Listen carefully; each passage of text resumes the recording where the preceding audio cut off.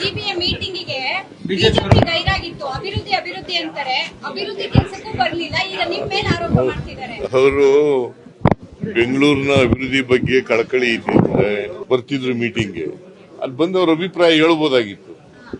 ಅದು ಒಂದು ಪ್ರಜಾಪ್ರಭುತ್ವದ ವೇದಿಕೆ ಅಲ್ವಾ. ಜಿಬಿಎ ಅಂತಂದ್ರೆ ಗ್ರೇಟರ್ ಬೆಂಗಳೂರು ಅಥಾರಿಟಿ, ಅದು ಒಂದು ವೇದಿಕೆ. ಎಲ್ಲ MLAಗಳು ಮೆಂಬರ್ಗಳು ಇರ್ತಿದ್ರು, ಎಲ್ಲ ಮಿನಿಸ್ಟ್ರಿಗಳು ಮೆಂಬರ್ಗಳು ಇರ್ತಿದ್ರು.